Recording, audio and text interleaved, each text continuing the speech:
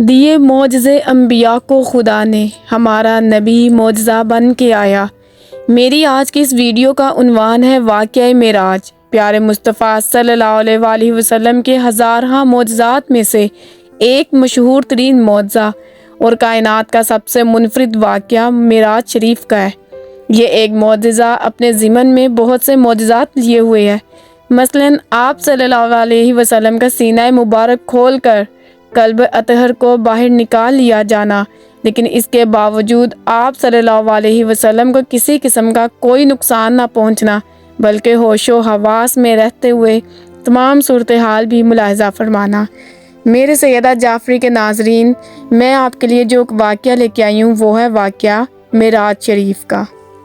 واقعہ شب معراج مکمل تفصیل۔ شب معراج ایک عظیم الشان واقعہ ہے جو نبی اکرم صلی اللہ علیہ وآلہ وسلم کی زندگی میں پیش آیا اور جسے قرآن مجید اور احادیث میں بڑی وضاحت سے بیان کیا گیا ہے۔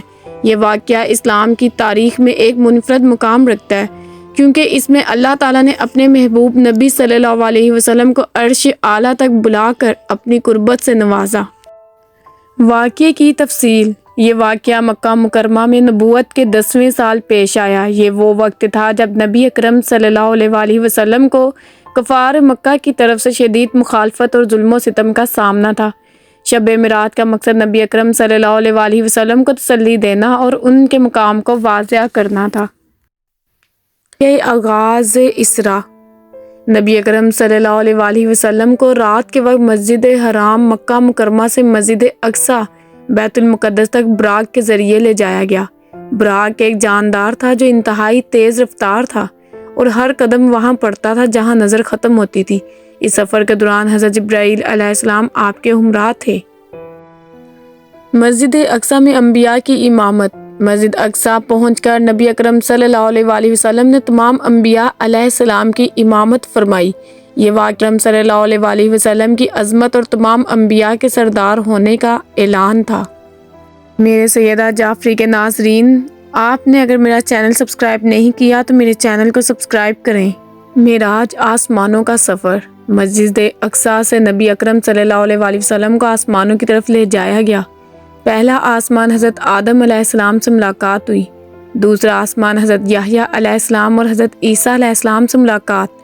تیسرا آسمان حضرت یوسف علیہ السلام سے ملاقات۔ چوتھا آسمان حضرت ادریس علیہ السلام سے ملاقات۔ پانچواں آسمان حضرت ہارون علیہ السلام سے ملاقات۔ چھٹا آسمان حضرت موسیٰ علیہ السلام سے ملاقات۔ ساتواں آسمان حضرت ابراہیم علیہ السلام سے ملاقات۔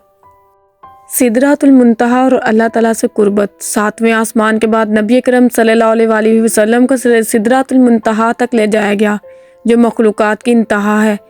اس کے آگے صرف تعالیٰ کی ذات کا مقام ہے۔ یہاں اللہ تعالیٰ نے نبی اکرم صلی اللہ علیہ وآلہ وسلم سے براہ راست گفتگو کی اور امت کے لیے نماز کا تحفہ عطا کیا۔ ابتدا میں 50 نمازیں فرض ہوئیں، لیکن نبی اکرم صلی اللہ علیہ وآلہ وسلم کی دعا پر انہیں 5 کر دیا گیا، جن کا اجر 50 نمازوں کے برابر ہے۔ واپسی اور واقعے کا ذکر۔ نبی اکرم صلی اللہ علیہ وآلہ وسلم رات کے اس حصے میں واپس مکہ مکرمہ پہنچ گئے۔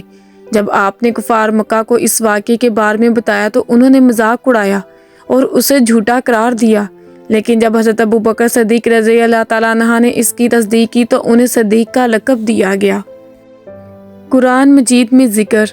اللہ تعالیٰ نے اس واقعے کو سورہ بنی اسرائیل، اسراء اور سورۃ النجم میں بیان کیا۔ سورہ بنی اسرائیل: سبحان الذی اسری بعبدہ لیلا من المسجد الحرام الی المسجد الاقصی۔ بنی اسرائیل 1۔ ترجمہ: پاک ہے وہ ذات جو اپنے بندے کو راتوں رات مسجد حرام سے مسجد اقصی تک لے گئی۔ سورۃ النجم۔ ترجمہ: پھر وہ قریب ہوا اور قریب آیا، یہاں تک کہ 2 کمانوں کے فاصلے پر یا اس سے بھی قریب۔ میرے سیدہ جعفری کے ناظرین، شب معراج کے سبق۔ اللہ تعالیٰ کی قدرت اور عظمت کا اظہار۔ نبی اکرم صلی اللہ علیہ وآلہ وسلم کی شان اور مقام کی بلندی۔ امت مسلمہ کے لیے نماز کا تحفہ جو اللہ تعالیٰ سے قربت کا ذریعہ ہے۔ ایمان کی آزمائش، کیونکہ اس واقعے کو تسلیم کرنا صرف مومنین کے لیے ممکن تھا۔